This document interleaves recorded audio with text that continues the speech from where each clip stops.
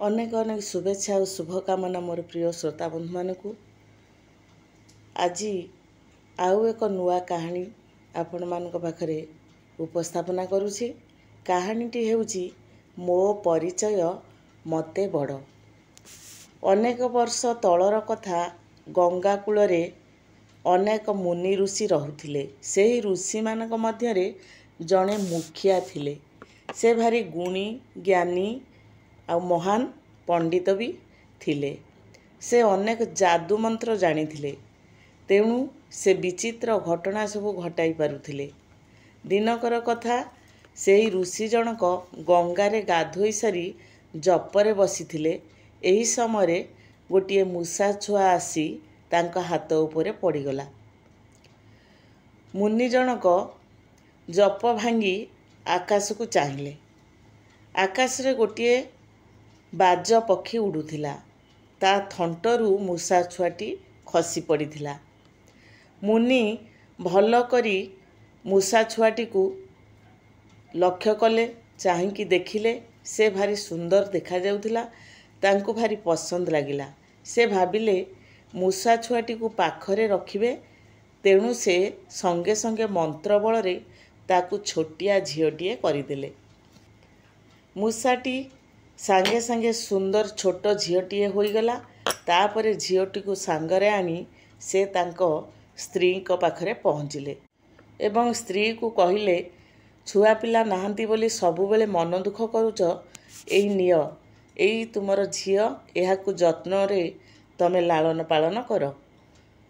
मुनि को स्त्री भारी खुशी होई गले।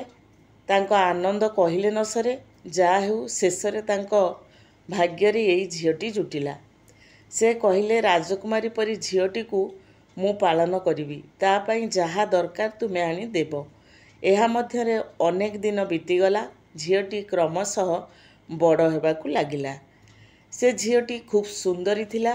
ता भली रूपवती तरुणी सारा देश रे भी नथिले।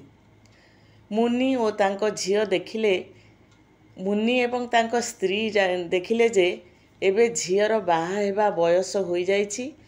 ता पई गोटिए योग्य बरपात्र ठीक करिबाकू पड़िबो। मुनि कहिले, मो झीओ पई मु सबुठारु सुंदर, सबुठारु बलुआ एवं सबुठारु शिक्षित पुरुष चाहे। ताठारु बली आउ शक्तिमान पुरुष जेमिति ए जगत रे नथिबे। मोर मने हेउची सूर्य ही तार उपयुक्त पात्र। मुनि का स्त्री तांको कथा सहित एकमत हेले। मुनि संगे संगे मंत्र बलरे सूर्य को आकाशरू माटी उपरकू आसीबाकू कहिले। सूर्य संगे संगे आसी माटी उपरे ठिया हेले। सूर्य कहिले, मुनिवर मते स्मरण कले काहींकी? मुनि कहिले, मोर इच्छा आपण मोर झीओ को विवाह करंतु। से परम सुंदरी, तार स्वभाव मध्य खूब भल। से आपणकर योग्य स्त्री होई परिवो। मुनिकर सेही झीओ खूब पाखरे छिड़ा होइथिला। सूर्य किछि कहिबा आगरू से कहि उठिला, ना ना बापा ना, तांकू मु विवाह करिबि नाही। सूर्य भारी गरम, मु आहुरी भल बर चाहि।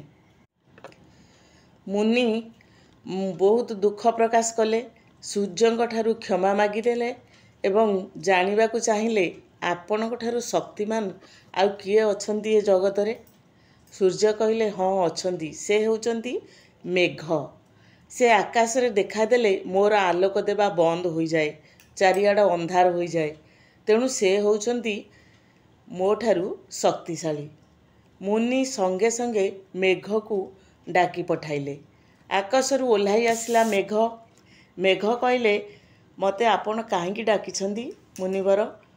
मुनि किछि कहिबा आगरू तांको झीओ कहिला, एहांकू मु विवाह करिबि नाही। ए बहुत भयंकर आउ असुंदर कला। मु एहांक ठारू आहुरी भल बर चाहे। मुनि मेघ ठारू जानिबाकू चाहिले, आपणक ठारू शक्तिमान आउ किए अछंती ए जगत रे? मेघ कहिले, हाँ अछंती। पवन मो ठारू अधिक शक्तिमान। कारण से मते जेउ दिग को चाहिए सेई आड़ को उड़े नहीं जिबे। मुनि संगे संगे पवन को डकेइले। पवन आकाशरू आसी तले पहुँचिले। पवन कहिले, मुनिवर ମୋତେ କାହିଁକି ସ୍ମରଣ କଲେ କୁହନ୍ତୁ ନା।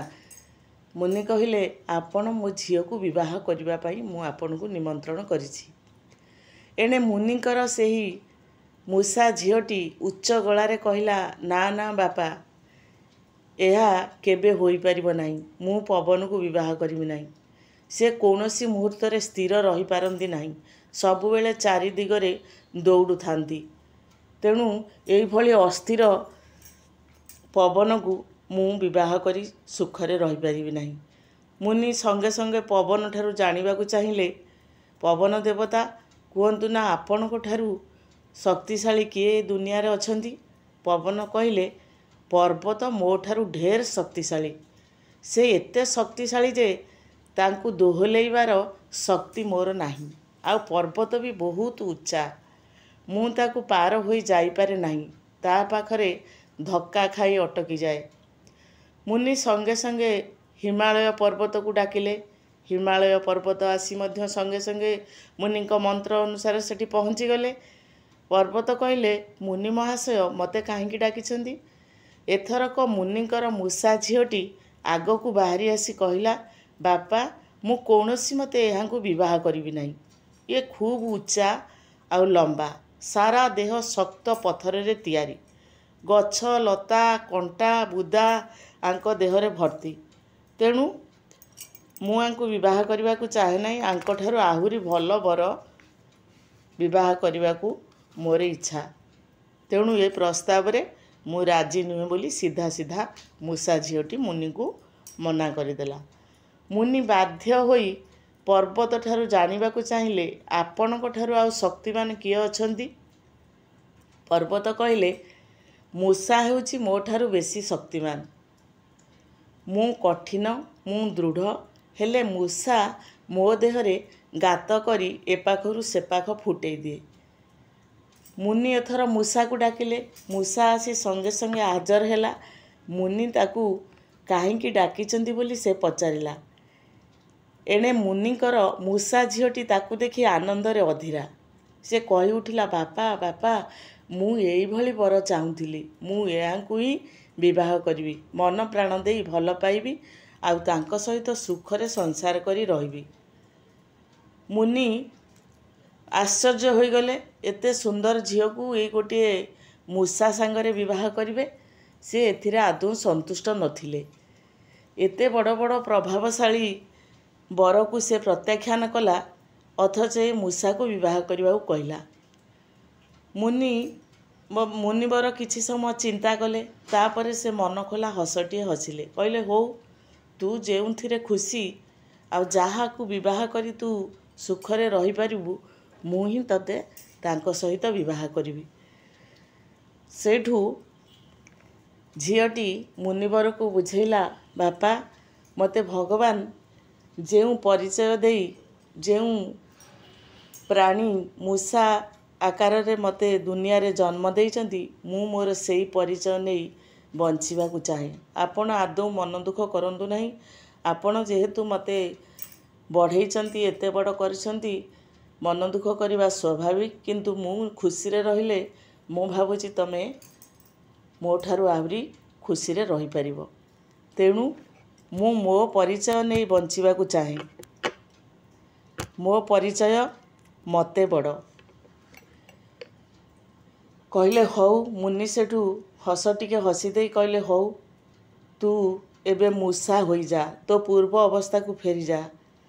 ତାପରେ ସେ ଯାଦୁ ମନ୍ତ୍ର ବଳରେ ଝିଅଟିକୁ ପୁଣି ମୂଷା କରିଦେଲେ।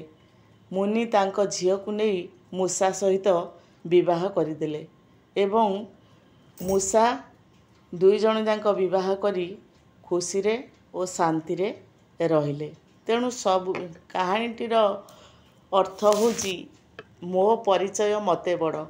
ଭଗବାନ ଯାହାକୁ ଯେଉଁ ସ୍ଥାନରେ ରଖିଛନ୍ତି, ସେଇ ସ୍ଥାନ ହିଁ, ସେଇ ଜାତି ହଉ, ସେଇ ଧର୍ମ ହଉ, ସେଇ ରୂପ ହଉ, ସେଇ ଗୁଣ ହଉ, ସେଇଟା ହିଁ ତା ପାଇଁ ମହାନ। ସେଇ ସ୍ଥାନରେ ରହି ସିଏ ଯଦି ଜଗତ ପାଇଁ କିଛି କରିପାରିଲା, ତାହେଲେ ସେଇଟା ହିଁ ତାର ପ୍ରକୃତ ପରିଚୟ। ତେଣୁ ମୋ ପରିଚୟ ମୋତେ ବଡ଼। କାହାଣୀଟି କିଭଳି ଲାଗିଲା ଆପଣମାନେ କେଉଁ ସ୍ଥାନରୁ ଏବଂ କେଉଁଠୁ ଦେଖୁଛନ୍ତି ଆପଣଙ୍କୁ ଯଦି କମେଣ୍ଟ ମାଧ୍ୟମରେ ନିଶ୍ଚୟ ଜଣେଇବେ କେଉଁ ଏରିଆର ଲୋକ ଏବଂ କ'ଣ କରୁଛନ୍ତି। ଯଦି ଆପଣଙ୍କୁ ଭଲ ଲାଗେ ମୁଁ ବାରମ୍ବାର ଏଇଭଳି କାହାଣୀ ଆପଣମାନଙ୍କ ପାଖରେ ଉପସ୍ଥାପନା କରିବା ପାଇଁ ଚେଷ୍ଟା ଜାରି ରଖିବି। ଆଉ ସେତେବେଳେ ଯାଏ ସମସ୍ତେ ଭଲରେ ରୁହନ୍ତୁ। ଜଗନ୍ନାଥଙ୍କ ପାଖରେ ଏତିକି କାମନା ରହୁଛି। ଧନ୍ୟବାଦ।